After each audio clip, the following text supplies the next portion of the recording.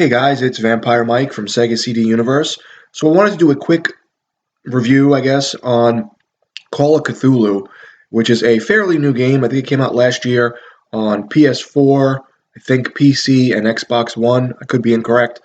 I played it on the Xbox One Game Pass, so it didn't cost me anything.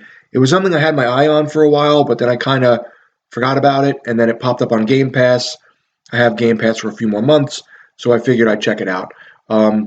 If you don't know what the Cthulhu mythos is, it's sort of like people get taken over by these like old world demons that people have summoned. People start to go insane, and there's all this crazy shit happening. That's the gist of it. There's a lot of like Dungeons and Dragons type games out there like that with the Call of Cthulhu games. There's tons of movies that have Cthulhu mythology in them.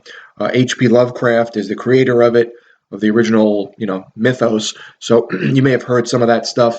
Richard Stanley has a movie coming out called Color Out of Space with Nicolas Cage that I'm really looking forward to, which has the Cthulhu mythos involved.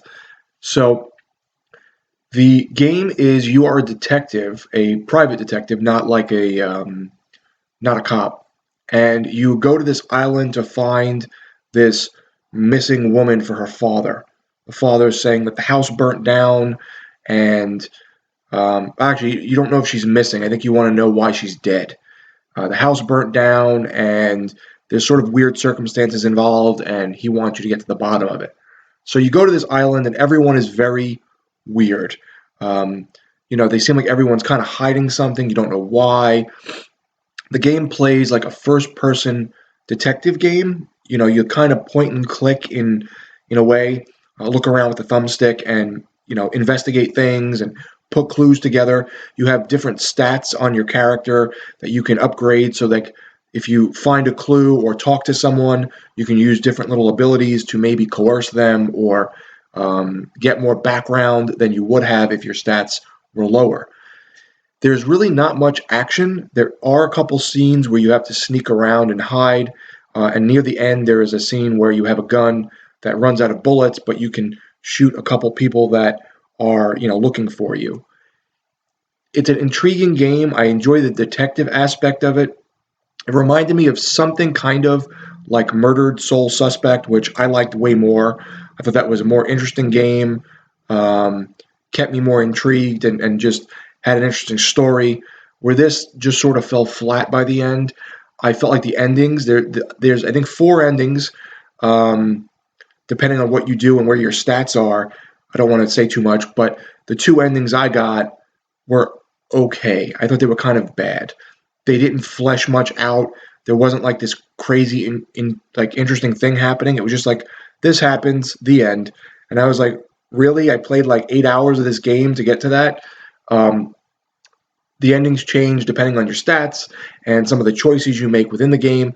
There are some interesting dark moments and cool stuff with the Call of Cthulhu mythology, but overall, I just felt the game, it had its peaks, but it sort of fell flat for me throughout the whole playthrough. But definitely at the end and the endings. Trying to think of what else. It's definitely a slower game.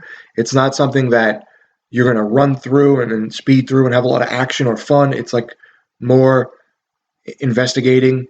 You do get on the edge of your toes once in a while in regards to the darkness and like, being scared or something jumping out.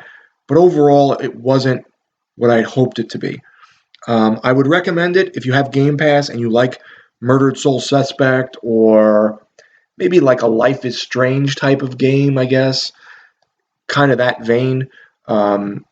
But if you were looking for something really dark or action-oriented, you'll be very let down by this. It was okay. Let me know, guys, if you played the Call of Cthulhu game, what you thought of it, and if you feel maybe that I'm being a little too harsh. I don't know. Thanks, guys, for watching. It's Vampire Mike from Sega CD Universe. Be good.